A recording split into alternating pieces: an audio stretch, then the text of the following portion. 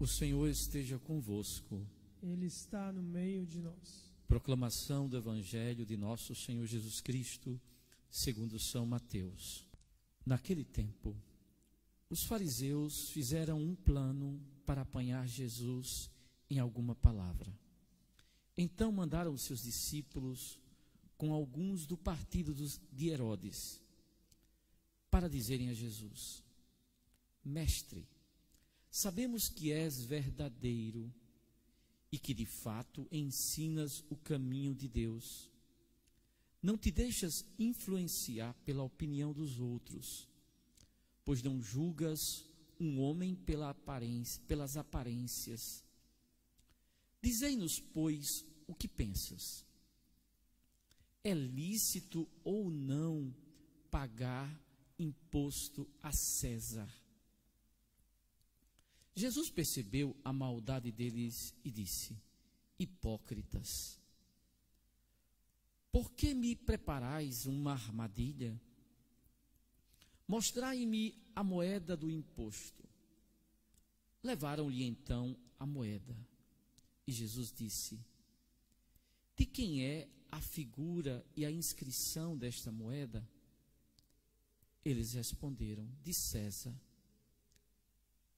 Jesus então lhes disse: Dai, pois, a César o que é de César e a Deus o que é de Deus. Palavra da salvação. Deus demos glória com grande fervor, seu Filho bendito por nós todos deu. A graça concede a qualquer pecador, abrindo-lhe a porta de entrada no céu.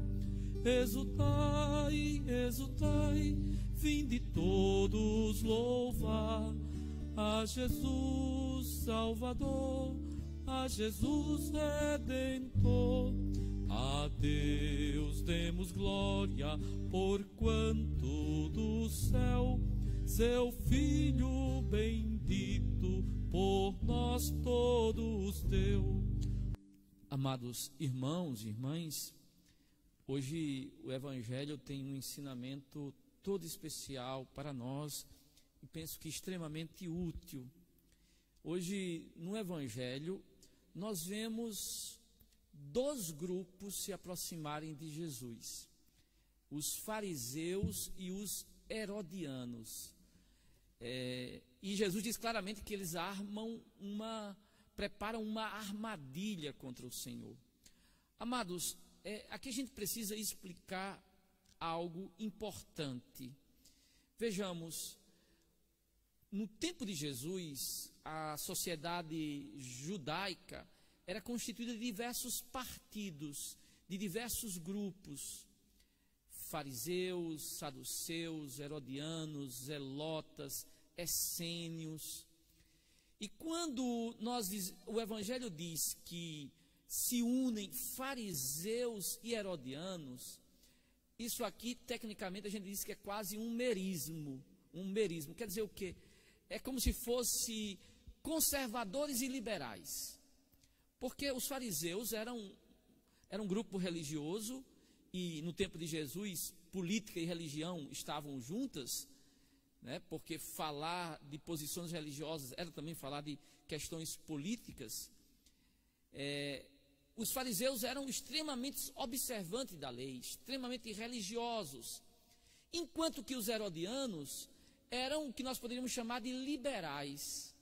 Eles não estavam muito preocupados com a religião, mas muito mais com a política.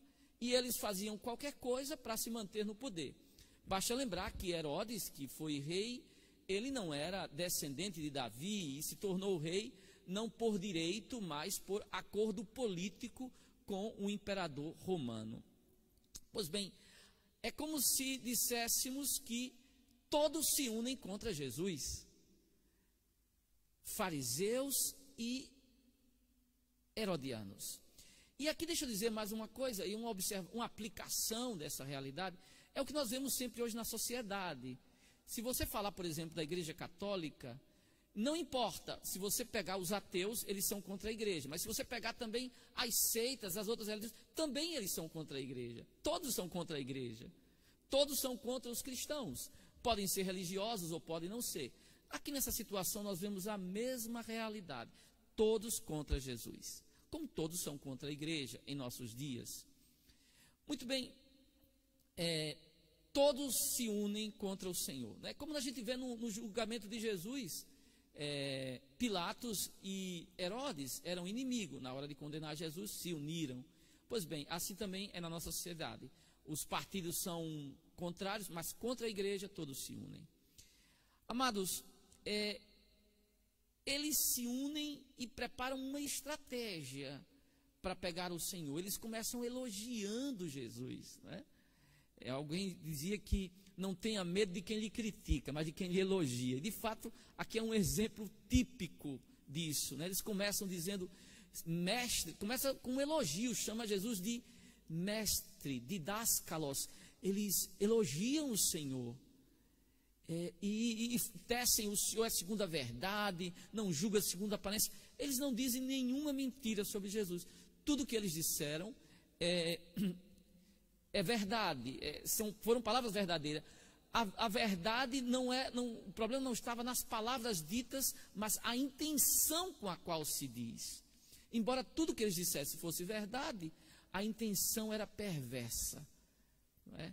E eles elogiam o Senhor e apresentam uma pergunta. Eles dizem, é lícito pagar o imposto a César? Veja que armadilha.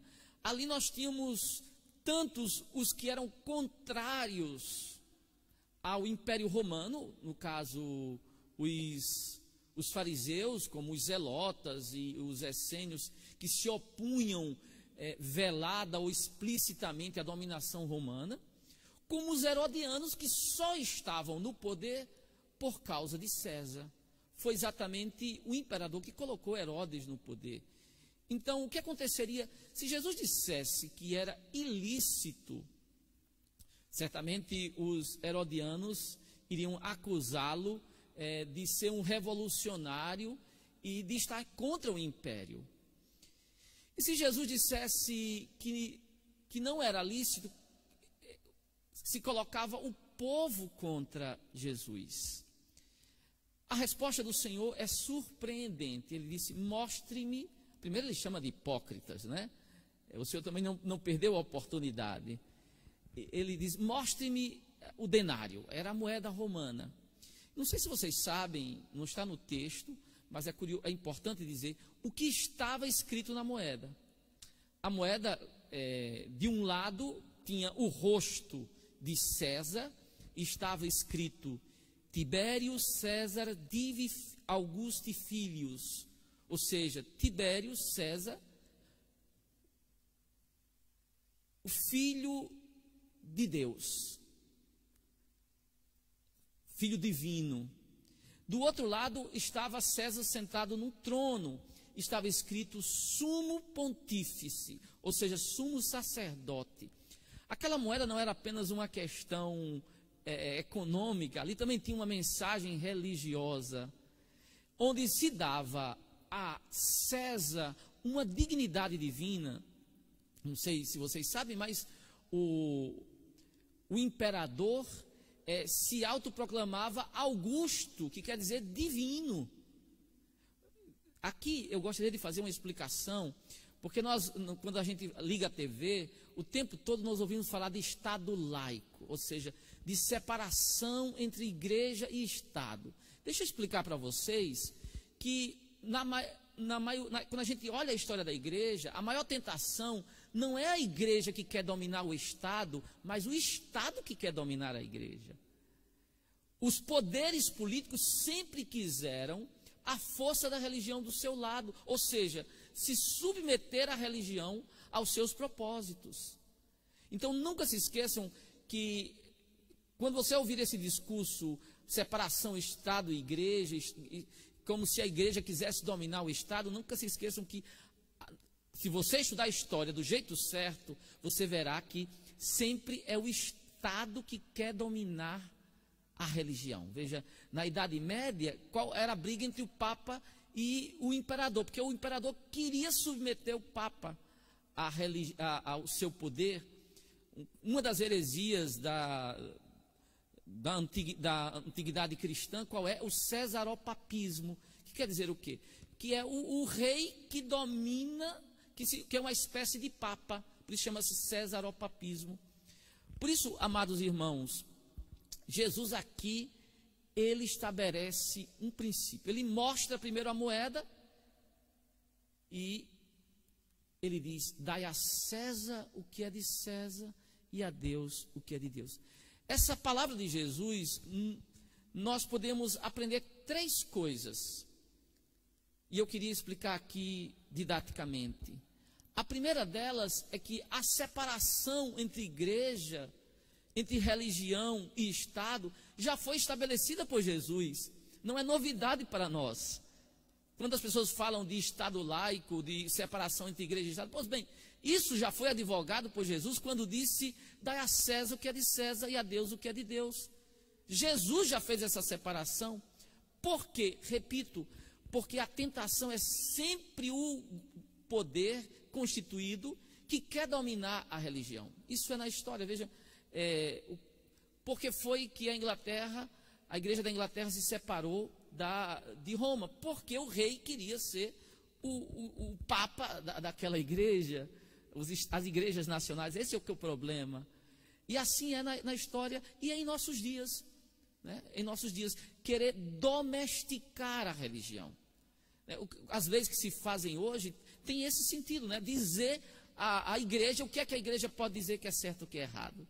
É sempre o Estado querendo dominar a igreja. É sempre o Estado querendo ser o Augusto, o divino César. Mas Jesus, esse primeiro ensinamento aqui colocado, mas Jesus diz algo interessante. Ele diz: dai a César o que é de César. Porque naquela esfinge, naquela moeda tinha a face de César. Bom, se tem a face de César, então dê para ele, já que tem a cara dele, entregue para ele, não é? Tem o rosto dele, então dê o tributo a César. Não sei se a gente observa, mas a palavra tributo quer dizer também a homenagem. Aqui nós aprendemos uma segunda coisa que eu acho importante para nós cristãos, que também esse ensinamento aqui é um antídoto contra a instrumentalização da religião em nossos dias. Qual é? É que Jesus, quando diz dá a César o que é de César, aqui está um princípio e uma verdade para nós cristãos. Quando eu vejo as pessoas dizerem que Jesus foi um revolucionário, que Jesus foi o primeiro revolucionário, eu digo assim: bom, eu acho que esse povo está lendo a Bíblia de cabeça para baixo, porque quando eu leio a Bíblia eu não encontro isso. Eu acho que estão lendo a Bíblia de um jeito que eu não consigo ler, porque quando eu leio a Bíblia eu escuto Jesus dizendo: dai a César o que é de César. Não escuto Jesus dizendo: peguem arma, vão lutar contra César, vão fazer conflito. Não. Se vocês lerem a Bíblia, lá em Romanos 13, de 1 a 2, o que é que está escrito? Toda autoridade é constituída por Deus. Por isso submetei-vos a ela. Então, um bom cristão vai ser sempre um bom cidadão. Ele não é contra a autoridade constituída. O bom cidadão, um bom cristão, ele se submete porque ele sabe que nenhuma autoridade é constituída se não for por Deus. Se Deus não der poder, não existe nenhum. Então, o cristão, ele tem essa consciência de submeter a autoridade. Um civismo. Repito, um bom cristão é sempre um bom cidadão. Então, quando vocês virem alguém dizendo: somos cristãos, somos revolucionários, bom, Jesus não ensinou isso, a sair criando caos na sociedade, criando desordem social.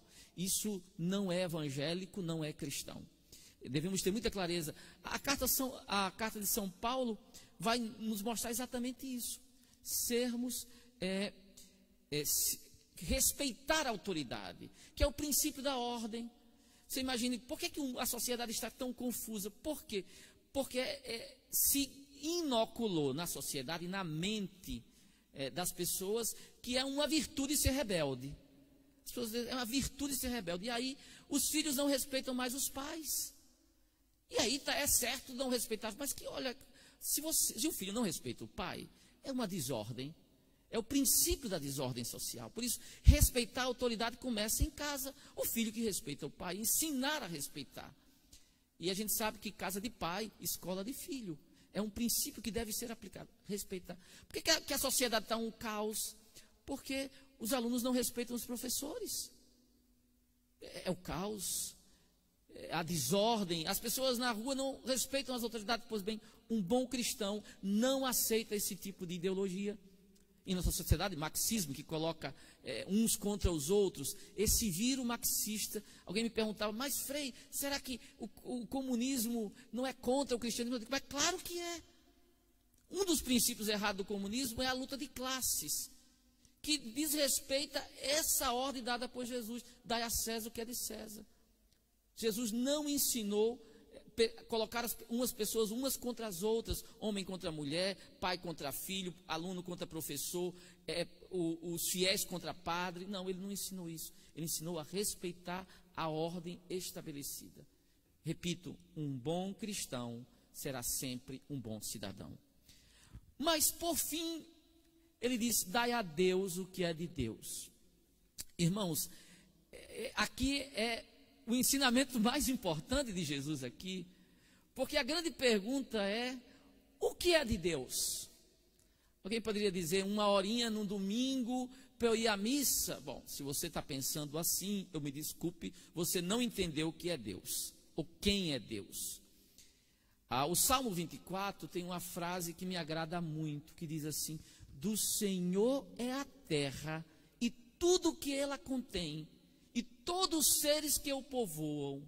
Olha, o que é do Senhor? Pois do Senhor é a terra e tudo que ela contém. Tudo é de Deus.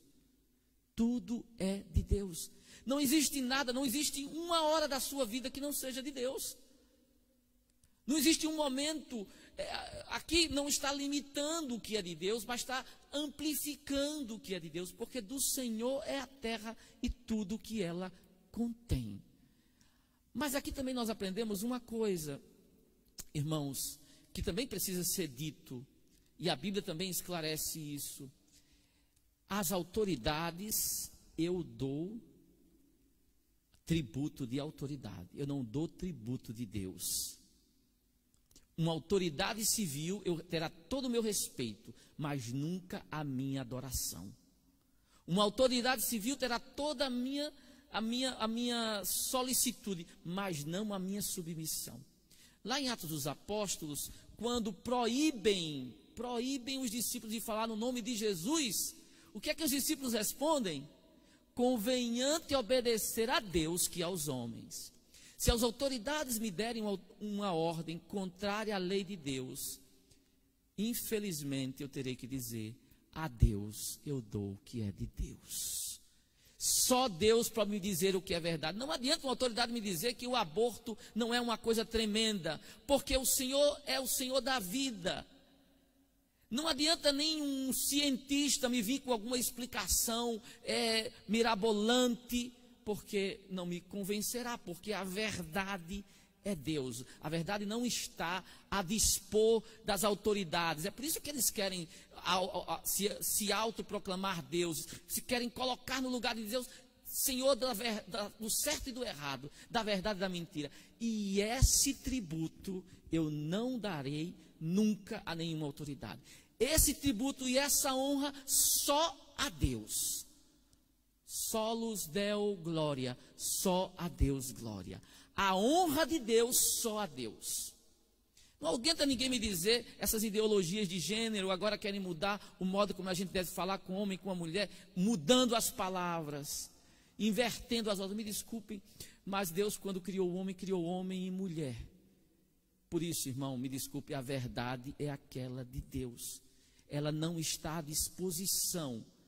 Por isso, quando Jesus diz, dai a Deus o que é de Deus, pois bem, a honra de Deus, o lugar de Deus, não pode ser dado a nenhum outro, só a Deus glória. Amados irmãos e irmãs, que esse ensinamento precioso do Senhor encha o nosso coração, e que nós possamos dar a César o que é de César, e a Deus o que é de Deus.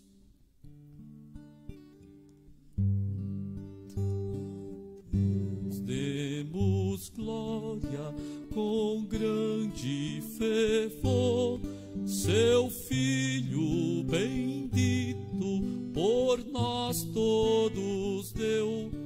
A graça concede ao mais vil pecador, abrindo-lhe a porta de entrada do céu. Exultai, exultai, vinde todos louvar a Jesus Salvador, a Jesus Redentor. A Deus demos glória, porquanto do céu seu Filho bendito por nós todos deu. A crer nos convida tal prova de amor, nos merecimentos do Filho de Deus. A quem, pois, confia em Jesus Salvador, vai vê-lo exaltado na glória do céu. Exultai, exultai, vinde todos louvar a Jesus Salvador, a Jesus Redentor. A Deus demos glória, porquanto do céu seu Filho bendito por nós todos deu.